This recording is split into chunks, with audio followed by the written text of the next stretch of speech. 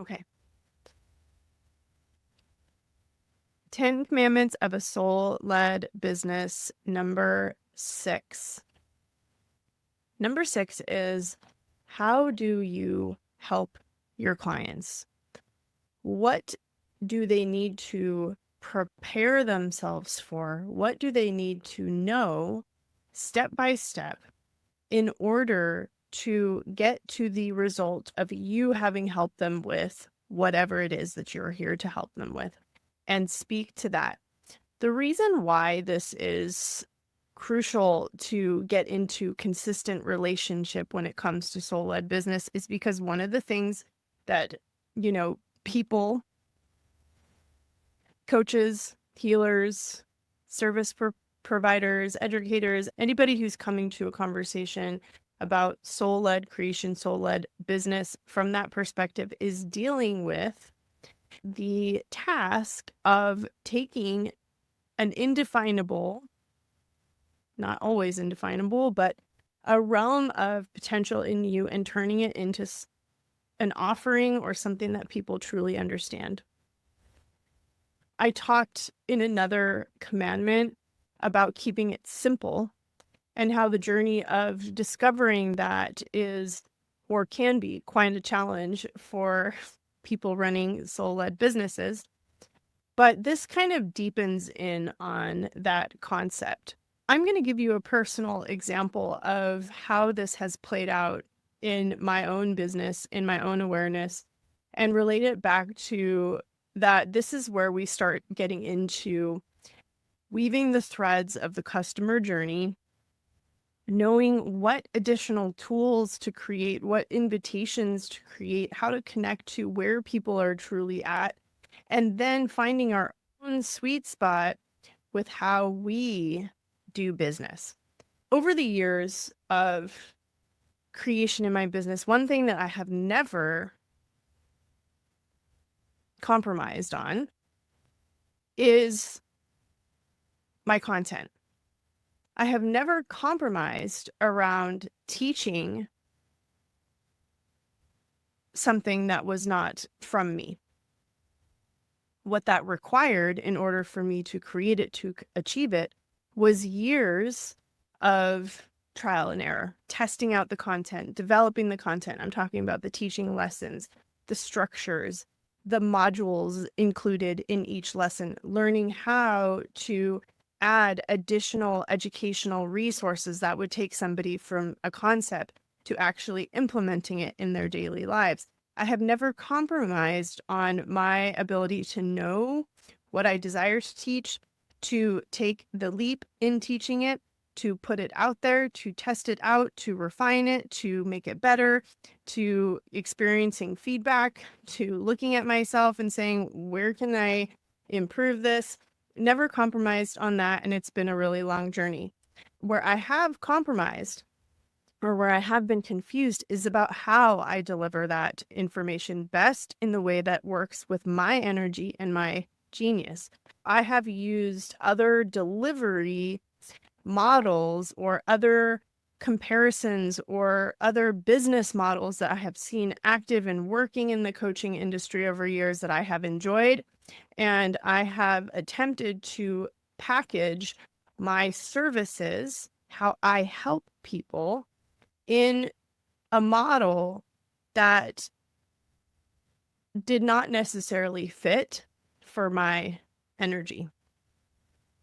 What I have learned through that process, which is highly, highly valuable, is how to get to the point, how to get to the end result of truly understanding how I do help people because I have learned the ways in which I don't, or the ways in which I don't in the most effective way, or the ways in which I have completed an offering and I've been able to see as a result where people fall off, where people don't have the next steps.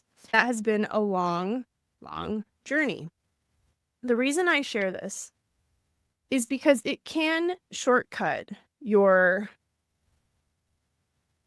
learning curve if you learn how to stay in the zone of consistently paying attention to this question. So, how do I help people? I help people most. I'm most in my zone of genius when I'm helping them take their ideas, their many, many ideas, their desire to create something unique that comes from them, their desire to have a brand standard that matches that internal landscape, the dream state that's inside of them, the visions in their mind, the beauty that they see in life, the soul essence, to take that and express it outwardly through multidimensional means, images, words, teachings, all of those things. I help people best in that way. I also help my clients by staying in an innovative space. So holding the line to create what is from them that is needed in the industry, because it's just one step ahead of where consciousness is moving. But if you would have asked me several years ago what people need to know in order to take those steps, I wouldn't have been able to clearly articulate this in a simple way. I wouldn't have been able to create teaching aids or invitations or offers or free resources or podcast content or, like posts that actually lead them through a more nuanced journey. I was just sharing what came to my mind and in full creation mode.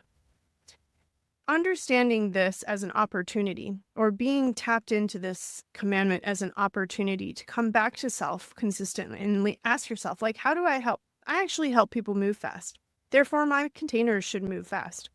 Not only should they move fast, but they should be very grounded in practical application while holding the line for implementing or downloading innovative ideas.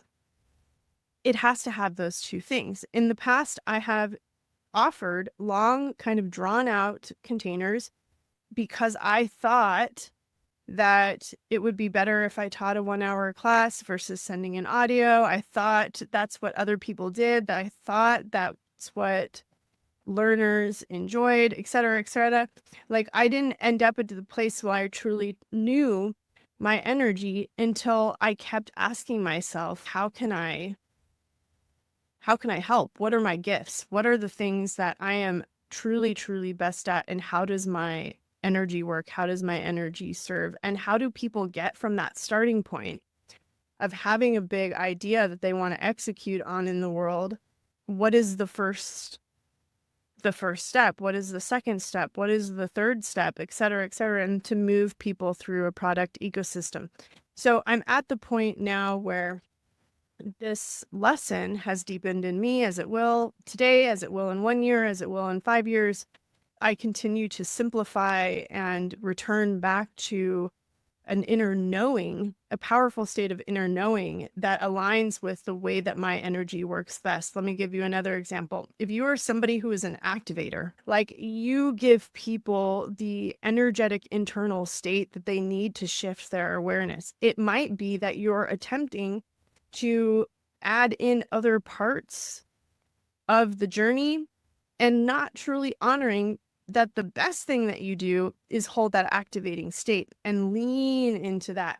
You might be somebody who is really, really powerful and good at connecting people to their inner wisdom. You might have a session around that is the sweet, sweet spot that is enough. And to think, like, where do I need to get to even be able to open and receive that inner information? And then once I have it, how do I keep staying there? How do I keep holding it? You might be somebody that is exceptional at teaching a particular tool for clients that is absolutely life-changing, and yet we're getting distracted through other people's work and feeling that we need to have all of this extra. While we work on developing that, we're not paying attention to how do I help? How can I help? How do I know in me what people get from my work most? How do I speak to that? Right? This awareness is not something you fail at.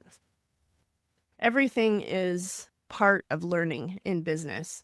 Quite often, we don't know what is better until we know what wasn't best for us.